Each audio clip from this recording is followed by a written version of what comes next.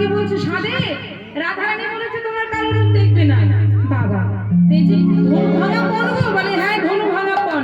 আচ্ছা তোমাদের রাধারানী যে বলছে কালো রূপ কৃষ্ণ রূপ দেখবে না, তা বলি হ্যাঁ গো বৃন্দা, বলি বৃন্দাবনের সমস্ত কাক যে কালো, বৃন্দাবনের সমস্ত কোকিল যে কালো, বৃন্দাবনের কাক কালো কোকিল কালো।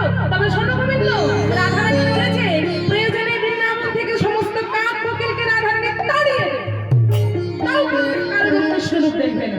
বাবা কাক কোকিল তাড়িয়ে দেবে? বলে হ্যাঁ তাড়িয়ে দেবে।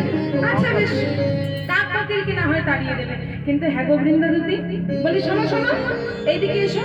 বলি দেখো এই বৃন্দাবনের পুরো আকাশটা যে কালো, তা আকাশটাকে কি করে তাড়াবে?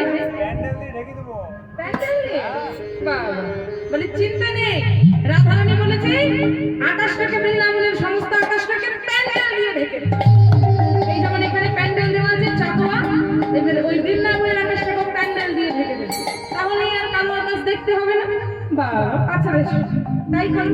কিন্তু হ্যাঁ গো বলি তোমাদের মাথার কেশগুলি যে কালো, তার কি হবে? ন্যাড়া করে দেবে? বলে রাধারানী বলেছে প্রয়োজনে মাথার ওই কেশগুলোকে মুন্ডন করে দেবে, তাও কোনোদিন কালো রূপ কৃষ্ণ রূপ দেখবে না। গোবিন্দ বলে হ্যাঁ গো কেশ যদি মুন্ডন করে দাও তোমরা যে ন্যাড়া হয়ে যাবে? বলে হ্যাঁ আমাদের ন্যাড়াই হবে, হ্যাঁ তাও আমাদের ওই কালো রূপ কৃষ্ণ রূপ আমরা দেখবো না। বাবা আচ্ছা বেশ তাই করবে। কিন্তু বৃন্দাবতী সবই তো করবে, কিন্তু হ্যাঁ গো বৃন্দে, বলি তোমাদের ওই নয়নের মণিগুলি যে কালো, সেগুলো কি করবে? সেটা উপরে ফেলে দেবো। প্রয়োজনে নয়নের মণি উপরে ফেলে দেবে? তো তাহলে তো তোমার কানা হয়ে যাবে। আমাদের কানাই ভালো। কি বললে আবার বলো? কানাই ভালো। আরেকবার বলো কানাই ভালো।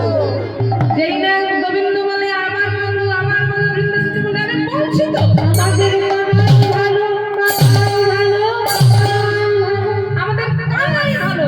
এবার গোবিন্দ বলে ও বৃন্দা, যদি তোমাদের কানাই ভালো তবে সঙ্গে আমায় নিয়ে চলো।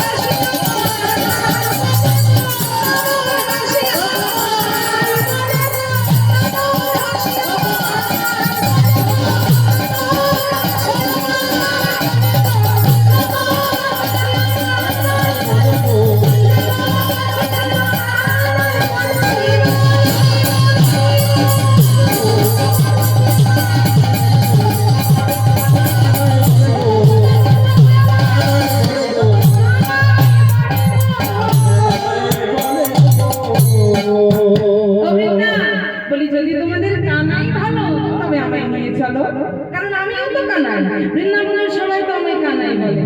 বৃন্দাবনে দেখলে এই তো আমি চাইছিলাম, এতক্ষণে কাজের কাজ হয়েছে। তুমি নিজের মুখে স্বীকার করেছো, তুমি নিজের মুখে আমায় বলেছো রাধারানীর কাছে আমি নিয়ে চলো। এবার বৃন্দাবতী বলছে বেশ বেশ বুঝতে পেরেছি তুমি রাধারানীর মান ভাঙাতে চাইছো। তা শোনো বলি রাধারানীর মান ভাঙানো এত সোজা নয়। রাধারানীর মান যদি তুমি ভাঙাতে চাও তবে তোমায় কিন্তু যোগী বেশি ধারণা করতে হবে। গোবিন্দ বলে রাধারানীর মান ভাঙানোর জন্য তুমি আমায় যোগিনী, বেদিনী, নাপিতানি, মালিনী যা সাজাবে আমি তাই সাজাবো, শুধু রাধারানীর মান ভাঙলেই হলো। মানে হ্যাঁ হ্যাঁ ভাঙবে, আমি তোমায় আজকে যেটা বলবো তোমায় সেটা করতে হবে। গোবিন্দ বলে একদম আমি রেডি, আমি তৈরি, তুমি শুধু আমায় বলো কি করতে হবে। এবার গোবিন্দ বৃন্দাবতী বলছে তবে শোনো, ওগো যদি বড় বেশ ধরি যদি যেতে পারো সে যেতে